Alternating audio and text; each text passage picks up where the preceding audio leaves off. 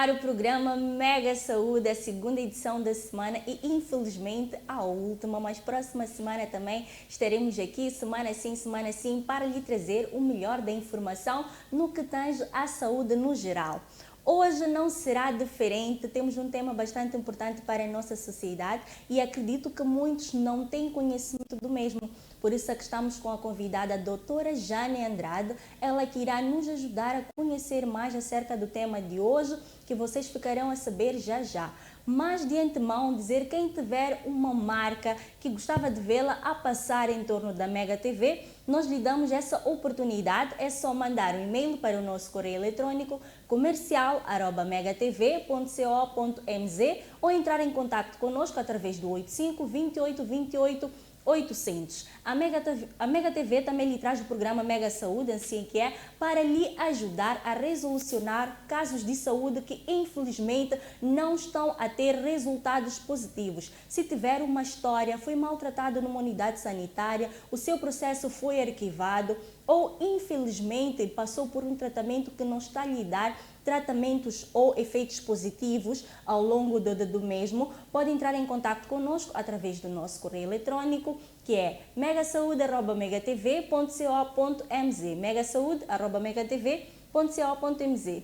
Pode ficar ligado conosco através do nosso Facebook, Mega Rádio e Televisão SA, Mega Rádio e Televisão SA. Deixem ficar os vossos comentários em forma de dúvidas para a doutora Jane Andrade resolucionar, ou melhor, responder e vos ajudar a saber mais em torno do tema de hoje, que é a hemofilia. Exatamente, hemofilia. Doutora Jane Andrade, que é médica geral, especialista em saúde tropical. Doutora Jane, muito bom dia. Bom dia. Disposta para mais um programa? Sim. Tem que estar. Desde já, doutora Jane, eu acredito que há pouca informação acerca do tema que nós estamos a trazer hoje, que é a hemofilia. A doutora Jane pode nos ajudar a compreender melhor o que é a hemofilia? Bom, primeiro designamos hemofilia. Ok. E existe o Dia Mundial da Hemofilia, que assinala-se a 17 de abril, desde o ano de 1989. Ok. Então, isto deve-se a uma homenagem do médico que esteve a fazer o estudo sobre a hemofilia. Ok. No entanto, o que de um modo geral, é um problema em que as pessoas aleijam-se e o sangue não para. Não para. Então, é um distúrbio ao nível da coagulação. Ok. Quando o sangue não para, quer dizer que nós não temos substâncias suficientes para parar o nosso sangramento. Ok. Então, nos hemofílicos, eles infelizmente não têm estes fatores, né, estas substâncias, e eles, quando caem, quando cortam-se, vão ter um sangramento prolongado. Ok. E dentro da hemofilia nós temos os diferentes tipos. Temos a hemofilia A B e a C. Ok. O que acontece quando nós falamos do distúrbio de coagulação, estamos a dizer que todos nós temos uma cascata da coagulação, que são um conjunto de substâncias que vão nos ajudar a parar o sangramento. A gente chupa o dedinho, põe água, aperta, ou diz, não, vamos apertar para parar o sangue. Então, no hemofílico, ele não tem isso. Ok. E dependendo daquela cascata, vão se diferenciando os tipos. Por exemplo, o hemofílico de tipo A, ele tem deficiência do fator da coagulação 8.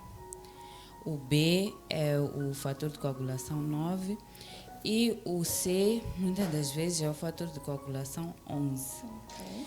Isso tudo está dentro daquela cascata, mas em modo geral é aquele indivíduo que aleija-se e o sangue não para. Ok. Ele fica a sangrar, tentamos de tudo, mas o sangue não para. E quais são essas substâncias, doutora Jane, que o indivíduo não possui, por isso é que o sangue não para? são o que nós chamamos de fatores de coagulação. Ok. Esses fatores de coagulação estão dentro da cascata de coagulação, Coagulação. porque, em termos gerais, partimos de um copo, não é? Sim. Começamos a sangrar e nós vamos, lavamos a mão e depois para. Pois. Esse processo ativo do cortar e até parar, nós ativamos a nossa cascata de coagulação, Ok. que tem diferentes mecanismos ali, que eu acho que agora não vale a pena estarmos aí por esse caminho. Ok. Então, no hemofílico, ele infelizmente tem esta deficiência desses fatores. Então, primeiro é preciso perceber o porquê que surgiu essa deficiência para poder ajudar e ter uma melhor conduta. Ok. Sim. E quais são os possíveis sintomas da hemofilia, doutora? Bom, os sintomas, normalmente, o que acontece é que é uma doença que nós diagnosticamos muito cedo, porque ela é transmitida de mãe para um filho. Ok. E é uma doença genética, ou seja, se nós temos um pai que é um portador, ou seja, tem algum traço hemofílico e uma mãe que tem hemofilia, nós temos uma maior probabilidade de ter um filho com a própria hemofilia. Ok. Então, faz-se um diagnóstico muito cedo. Muito cedo. No entanto, em termos de sintomas, são crianças, maioritariamente, que quando batem, quando aleijam-se ou alguma outra coisa, elas têm acúmulo de sangue. Normalmente chamam aquilo hermartrose, ou seja, que é um sangue que está ao nível das articulações. Pode ser ao nível da articulação do cotovelo, ao nível dos tornozelos, do próprio joelho, há acúmulo de sangue ali. Em casos mais graves, eles têm problemas de hemorragias extensas e é preciso ter uma certa atenção em termos de procedimentos a nível dos dentes ou se vão ser operados. Ok. Sim. E quais são as causas da hemofilia? Visto que a doutora já falou da hereditariedade, e passa de pai para filho e vice-versa. Sim. Então, fora isso, quais são as outras causas da hemofilia que nós podemos notar? Bom, é necessariamente uma doença genética. Ok. É do próprio gene. O gene. Não é que vamos... mas muitas das vezes a pessoa pode adquirir. Por exemplo, se é uma mulher grávida e tiver algum certo traço, ela pode passar para o filho. Sim. Mas, em termos gerais, maioritariamente, é uma doença genética. Ok. E essa, por ser uma doença genética, não é infecciosa. Não. As pessoas devem levar não vamos isso em passar de uma pessoa para outra. Não, exatamente. não é o caso. Então, quanto a isso, as pessoas podem ficar despreocupadas, Exato. porque agora há muitas doenças infecciosas e as pessoas procuram mais precaver-se só em termos disso. E quanto às formas de transmissão, já estivemos aqui a dizer que é uma doença genética.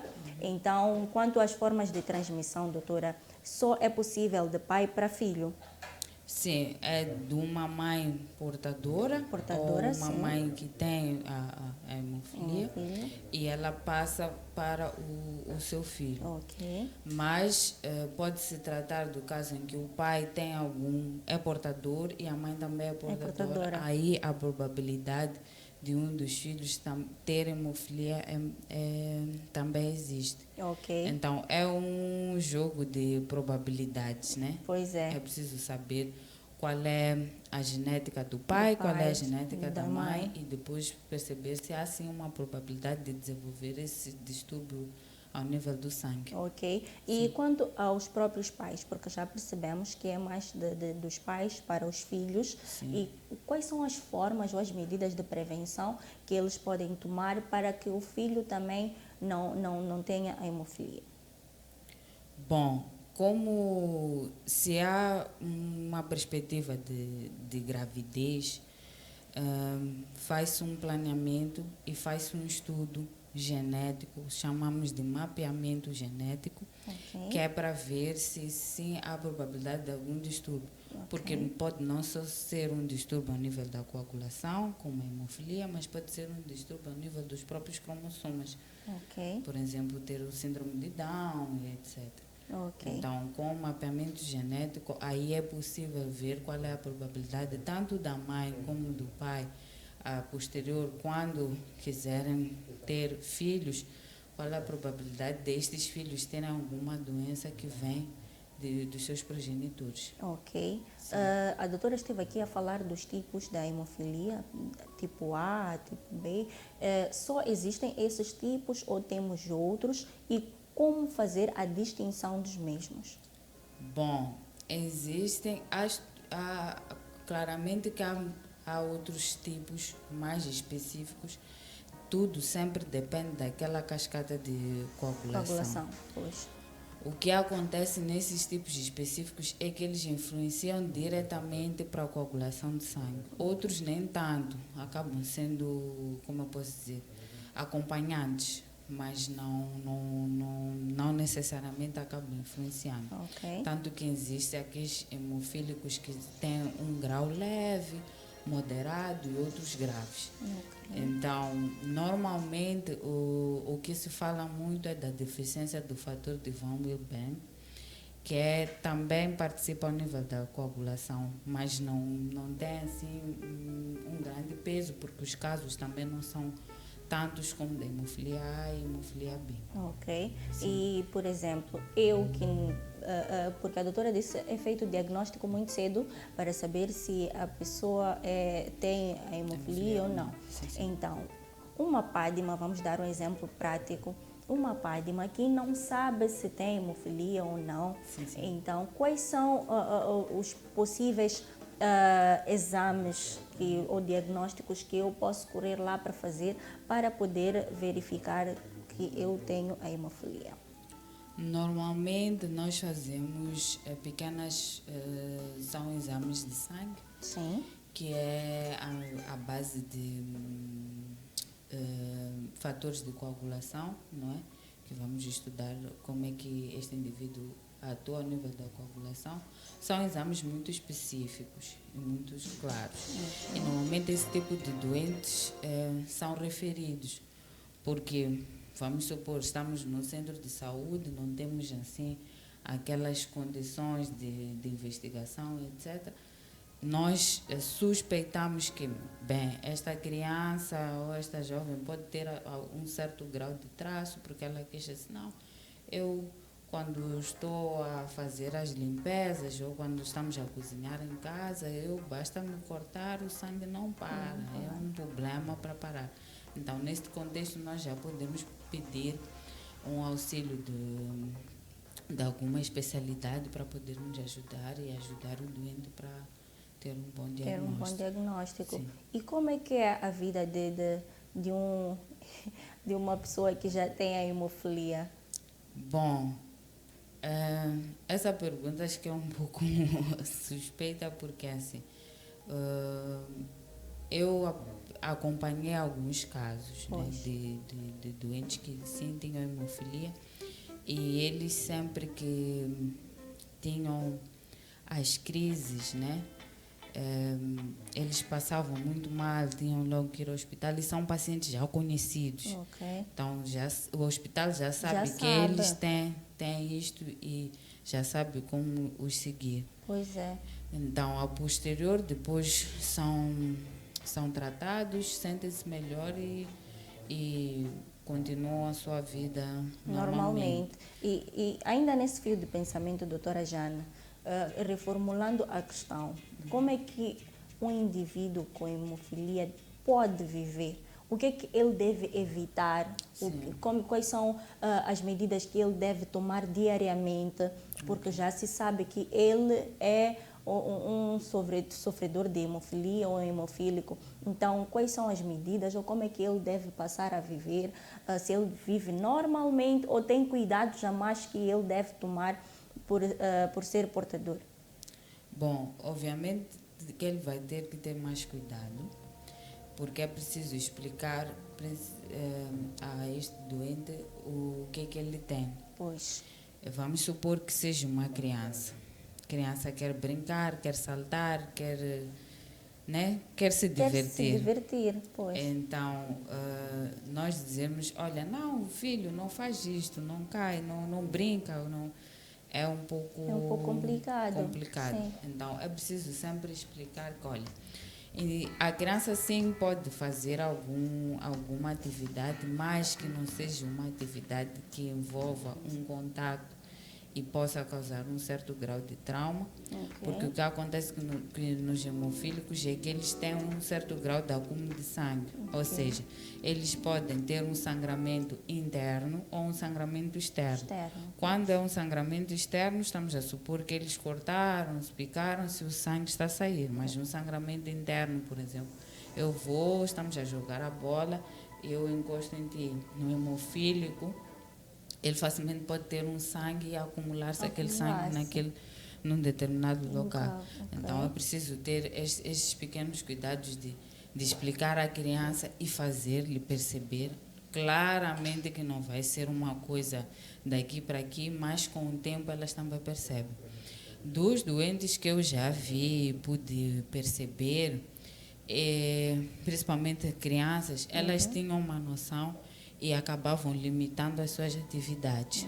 Brincavam, sim, jogavam bola, mas evitavam, por exemplo, o contato, chutavam bola a uma certa distância e explicavam aos próprios amigos no sentido de, olha, eu tenho uma doença que o sangue acumula aqui, então tem de ter um pouco mais de cuidado.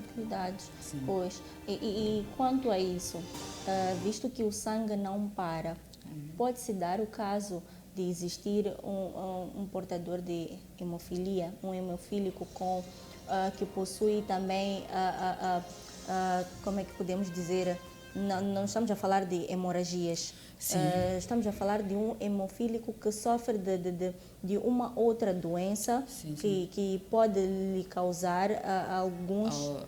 aumentar as crises. Exatamente. Bom, obviamente tem vários casos, bem que as pessoas têm que viver, não é? Obviamente que pode ter alguém que seja hemofílico e tenha hipertensão, tenha diabetes ou tenha algum outro tipo de doença infecciosa, então é preciso sempre prestar atenção.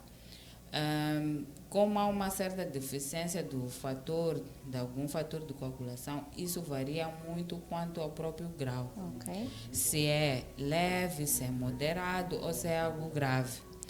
Naqueles hemofílicos que eles têm uma classificação leve, pondera-se um pouco, porque provavelmente eles não sangram tanto e são cuidados básicos e pode passar despercebida a própria hemofilia. Mas nos casos moderado a grave, aí é preciso ter um pouco mais de atenção. Se bem que eles também têm procedimentos que precisam fazer, vamos supor que tem um acidente, é um hemofílico e precisa ser operado. Pois. Então é preciso sempre ver estas questões que são mais práticas do que teóricas. Sim. E quanto a um anêmico? Sim. Um anêmico com hemofilia existe? Existe, sim. É como se fosse uma faca de dois gumes, porque mesmo a própria hemofilia per si pode levar a certo grau de anemia. Pode ser uma das causas da própria anemia. Então, é preciso sempre ponderar e perceber qual é. Isto são distúrbios a nível do sangue. Pode ser uma anemia porque não consegue produzir o próprio sangue. Pode ser uma anemia porque não está a se alimentar devidamente. Então, depende muito do que poderia ser a própria causa. E, mediante isso, tratar-se a causa. Porque a própria hemofilia, como tal, é mesmo um tratamento continuado. Não vamos dizer que, olha, tá bom, você da anemia já está melhorado e da hemofilia também. Não é bem assim. A gente sempre vai controlando e sempre vigiando as crises que estes doentes têm. E quais são as consequências da hemofilia? Bom, as consequências, primeiramente, é que a qualidade de vida não é a mesma. Não é a mesma. Porque vamos supor que é uma criança que em um mês, ou uma criança um pouco mais adulta, né? Um pouco mais crescida. Vamos falar dos 9, 12 anos. 12 anos também. está na idade escolar, não é? Tem que brincar, tem que estudar, etc. E quando tem as crises, vê-se na necessidade de pelo menos ficar 2, 3 dias no hospital. Então, a qualidade de vida desta criança, a maneira de fazer as coisas pode ser um pouco alterada. E depois tem também esta questão de nós não sabermos onde é que este indivíduo pode estar a sangrar, por causa da questão de um sangramento externo ou um sangramento interno. Pode ser que um amigo na escola estava a brincar, bateu-lhe, ele fica com um hematoma, um sangue acumulado. E nestes casos, ele pode, se nós, para um hematoma regredir, leva por aí uma semana, ou uma semana e meia, para ele pode levar 2 semanas, 3 semanas, que é por causa desta deficiência que ele tem ao nível da coagulação. Da coagulação. E quais são os fatores de risco? Bom, os fatores de risco para quem tem a hemofilia. A hemofilia é no sentido do tipo de atividade que este indivíduo faz. É no sentido de se ele tem algum familiar, não é, com história disso. Vamos supor que nós temos um avô que diz, não, aquele vovô quando fazia xixi coisa, sangrava, temos que correr para o hospital. Então, se tem alguma história familiar, se tem alguma coisa que o expõe ou o predispõe a ter um certo tipo de sangramento, isso também acaba sendo um fator de risco. Um fator de risco. Pois. Ok. Já agora, recordar a todos aí em casa que estamos na companhia da doutora Jane Andrade, ela que está a ajudar-nos a conhecer mais acerca do tema que estamos aqui a tratar, que é a hemofilia. Dizer que podem colocar as vossas dúvidas no nosso Facebook, Mega Rádio e Televisão SA, Mega Rádio e Televisão SA, para que a doutora Jane possa responder. E mais devagar, na segunda parte do nosso programa, nós abriremos as linhas para que vocês possam interagir conosco, deixar ficar também as vossas dúvidas, ligar, falar conosco, contar um histórico, caso tenha ou sofra de hemofilia. Esta é a oportunidade de compartilhar o seu histórico conosco. Doutora Jane, quanto às principais características da hemofilia, é possível detectar quais são as principais características da hemofilia? Em termos gerais, nós podemos suspeitar, pensar na hemofilia, porque não é uma coisa assim clara, não é? Vamos dizer, dói-me a cabeça. Ele pode dizer, não, que eu bati com a cabeça, estava a fazer uma atividade, né? Uma criança. Dou mais exemplo das crianças porque é uma doença que nós diagnosticamos logo nos primeiros anos. Um indivíduo adulto, quando diz eu tenho hemofilia, que ele já sabe isso desde os seus 5 anos, por exemplo, ou 4 anos. Então, a mãe pode vir e dizer, meu filho bateu com a cabeça, e desde aí ele diz, mãe, dói. Nós podemos pensar que, olha, não, pura e simplesmente é por causa da pancada. Mas também não podemos deixar de pensar na hemofilia. Em termos de saúde, nós chamamos aquilo de diagnósticos diferenciais, né? Que é uma coisa um sintoma que existe, mas que pode ser 1001 doenças. Então, é preciso nós descartarmos todo esse tipo de doença para depois termos um melhor diagnóstico. Pois é. E quando é que se diz que trata-se de um caso de hemofilia grave? Hemofilia grave são aqueles doentes em que eles têm uma perda excessiva de sangue e têm outros sinais de descompensação, falta de ar, entram com algum distúrbio a nível cardiorrespiratório. Então, desencadeado por algum mecanismo, pode ser um simples corte ou algo um pouco mais grave, mas que eles têm uma resposta extremamente exagerada. Então, nestes casos, muitas das vezes é preciso fazer algum tipo de transfusão, se o for necessário, e também dar estes fatores que eles têm deficiência. Pois é. Porque quando nós dizemos, ok, este é um doente que tem hemofília de tipo B, nós sabemos que temos que procurar algum tratamento ou fazer um tratamento com base a repor aquele fator que ele tem ausente. Ok. E é importante que as pessoas não... Há muita pouca informação acerca da hemofilia, que tem pessoas que passam por esse tipo de situação em casa, um corte, um sangramento que não para e procura estancar, vai estancando, vai tentando procurar técnicas caseiras, métodos caseiros para que o sangue pare e não para. Há necessidade de apelar a essas pessoas, doutora, por favor, para que se façam presentes à humanidade sanitária ou que procurem métodos de verificar se dá o caso de hemofilia ou não. Sim, primeiro é preciso perceber que o nosso sangramento depende muito de qual foi o objeto, né? Sim. Vamos supor que estamos a cortar uma carne e tivemos um corte. Obviamente que há aqueles cortes profundos que há uma necessidade de cozer-se, etc. Sim. Mas, nestes casos, é preciso sempre prestarmos atenção que uma simples picada que a gente sangra um pouco, isso tem que estancar em menos de 30 segundos. Então, se passa um pouco, vamos supor, ficamos ali 15 minutos ou mais, é preciso nós percebermos que, olha, aqui há algum problema, ou isto aqui é realmente profundo, ou tenho eu preciso perceber por que isto não para ser tão pequeno assim. Okay. Então, é uma questão de prestarmos atenção, mais ou menos, no o que aconteceu para podermos ser melhor ajudados. Pois é.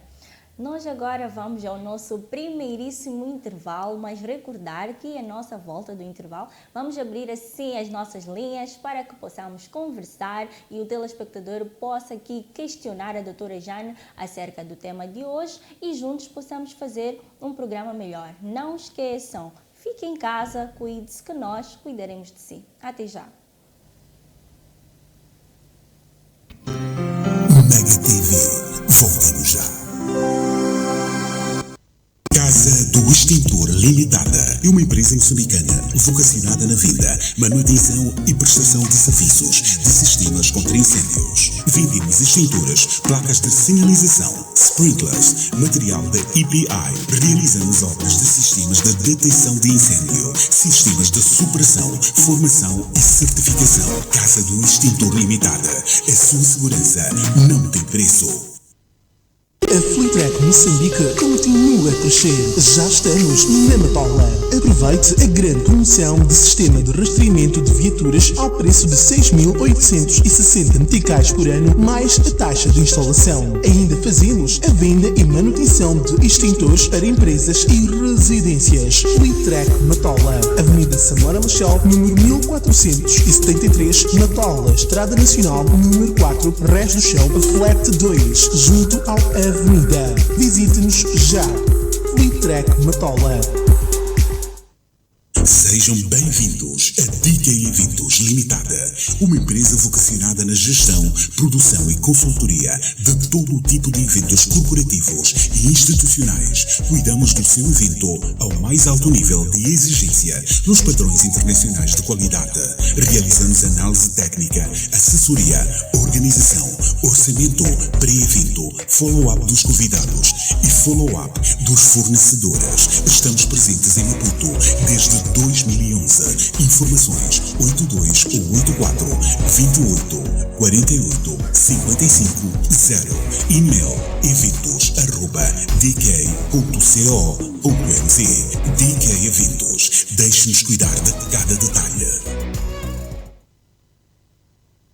Easy Host Moçambique é uma empresa moçambicana de tecnologias de comunicação e informação vocacionada no desenho de websites, registro de domínios, hospedagem de páginas web, desenvolvimento de sistemas e aplicativos mobile. Vendemos e instalamos sistemas de telefonia digital, IP e VoIP.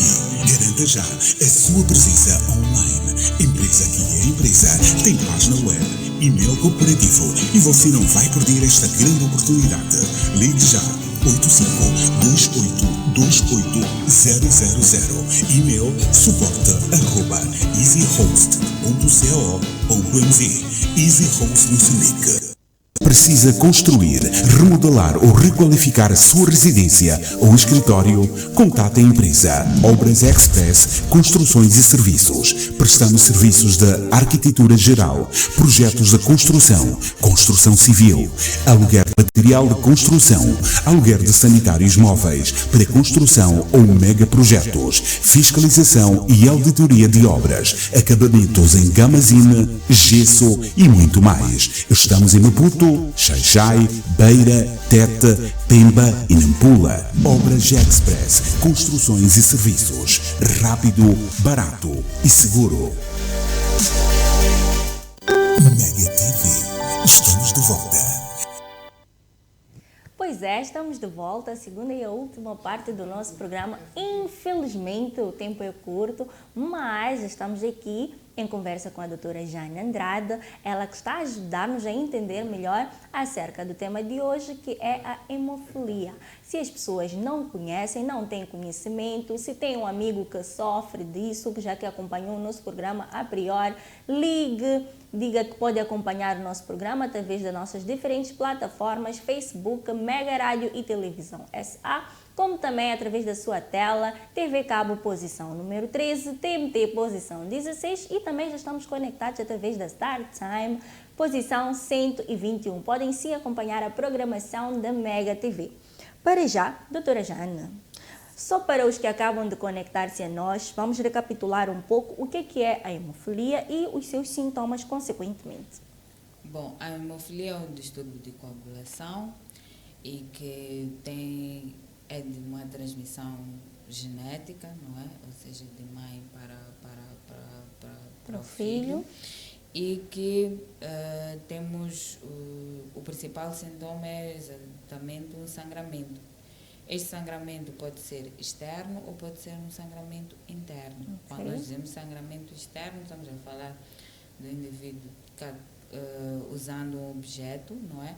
Por tosse e está a sangrar. Um sangramento interno resulta nomeadamente de um trauma, não é? Ele bateu-se, uma contusão, e ele sangra por dentro do seu corpo. E, normalmente, por ser uma doença genética, é passada por um cromossoma X. Nós sabemos que dentro da genética nós temos o XXY. Então, nestes casos, ele tem o cromossomo envolvido nomeadamente é o X, e que dá estes quadros de hemofilia. Diz-se que a hemofilia ela surgiu através da Rainha Vitória e que ela transmitiu para o seu filho. Então, aquilo foi passando de gerações a gerações e foi se espalhando para as diferentes partes, tanto na Ásia, etc. Então, tem esta explicação. Okay. Em termos gerais, podia-se dizer, não, mas isso é mais comum nos negros, nos brancos. Não seja por isso, não há escolha. Não há escolha. Mas, obviamente, que pode haver uma maior predisposição em indivíduos que têm uma certa etnia em relação aos outros. Okay.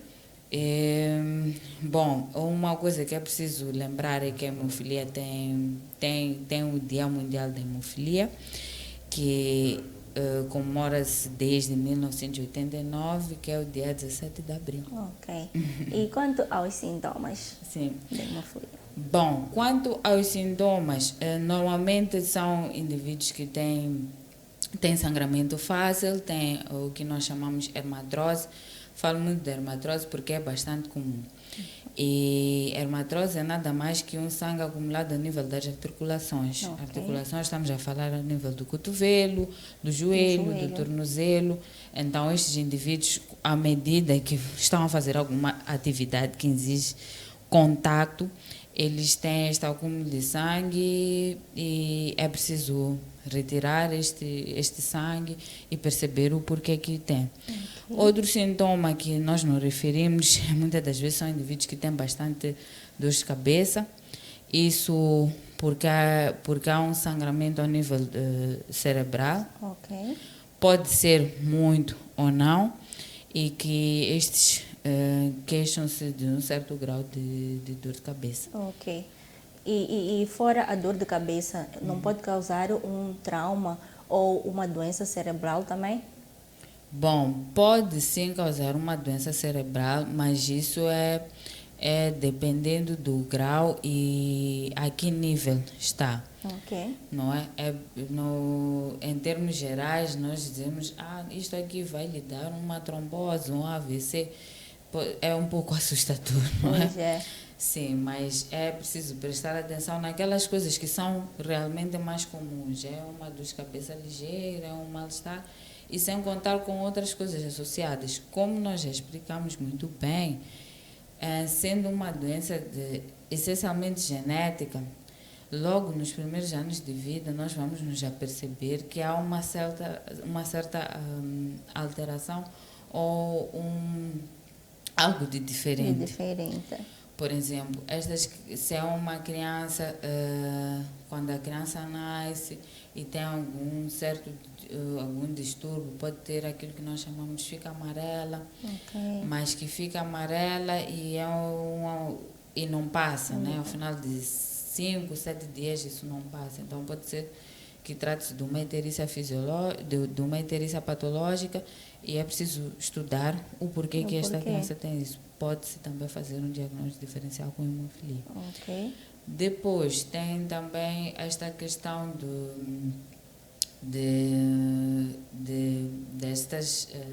nestas primeiras fases, aquilo que nós discutimos é a questão do planeamento, se foi feito realmente um planeamento para se fazer um mapeamento genético e perceber. Em termos, isso estou a falar em termos escritos, né? Em termos práticos, talvez não é tão aplicável assim, mas que é como qualquer mãe, não é? Qualquer pai sempre vai prestar atenção e perceber que, olha, meu filho tem algum certo algo que eu não percebo, ou um pouco estranho. Quando é uma criança que a gente pega, você fica com ela muito tempo, aperta, fica inchado do lado, não percebo se é um hematoma, nem percebo por que tem isso. Então, são pequeninas coisas que ao longo do tempo vai se percebendo para se chegar a esse diagnóstico. Ok. Dizer que as nossas linhas estão abertas, podem ligar e conversar conosco através do 84 28 28 900. 84 28 28 900, esse é o número para entrar em contato conosco. Já agora, doutora Jane, a hemofilia mata? Sim, mata. Em que circunstâncias a hemofilia pode levar-nos à morte? Em circunstâncias em que nós não conseguimos repor, não é? Visto que aqui podemos dizer que existem-se casos, mas muito poucos casos são seguidos. Então, nós podemos sim ter mortes, mas não se ter uma causa precisa de por que o indivíduo perdeu a vida. Diz, não, porque sangrou e morreu, por exemplo. Sim. Mas se, por exemplo, a um dado momento o indivíduo não se diagnosticou a hemofilia, não se sabe qual é o tipo, a probabilidade de fazer-se um tratamento concreto e devido pode ser baixa e pode realmente levar à morte se ele ter um grau de sangramento. Vamos supor, por exemplo, que estás no chapa ou vamos supor que estamos no chapa e tens um acidente e partiste a perna. Ok. O fato só de ter partido a perna faz-te perder pelo menos quase 2 litros de sangue. Agora vamos supor que és hemofílico e não sabes. Exato. Ou és hemofílico, mas, bom, disseram que tens hemofilia, tens que tomar cuidado, mas, enfim aconteceu alguma coisa. Exato. Então, como é que podes reverter esta situação? O que é que vais fazer? Ninguém tem esse conhecimento, sim. Tu não tens, tens apenas uma identificação e pronto. Então, são pequenas situações que surgem num contexto prático que é preciso nós sempre ponderarmos e perceber. Se bem que é também preciso ter em conta o estado geral desta pessoa. Se essa pessoa é uma pessoa saudável ou se tem alguma outra doença associada. Tudo isso acaba influenciando e desencadeando, vamos dizer, de modo geral, um processo de morte. Mas que é preciso perceber o porquê, não é? E em que contexto está a acontecer. Do modo geral, sim, leva à morte e é preciso controlar, tanto que esses doentes são seguidos. Eles não ficam, vamos dizer, ficar um ano sem ir ao hospital. Eles até podem ter estas pequenas crises ou esse processo de ter hospital durante um tempo, mas é preciso sempre fazer um seguimento ao nível das próprias provas de coagulação, como é que está a hemoglobina deste doente, como é que está a vida dele, né? Como é que ele tem lidado com as diferentes atividades do dia a dia. Então, faz-se sempre um seguimento desse tipo de doentes. E tem que ser doentes conhecidos para poder ser melhor ajudados. Pois é. Sim. Infelizmente, em televisão, tempo é dinheiro. Já ficamos sem tempo. Doutora Jana, as últimas considerações, por favor. Bom, a última consideração é pedir que todos fiquem em casa, não é? Estamos a atravessar uma fase complicada para todos.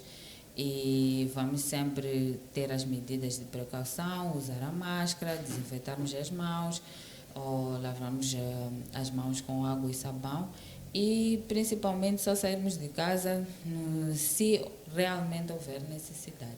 Pois é. Muito obrigada, doutora Jane, por ter estado conosco mais uma vez. Dizer que estava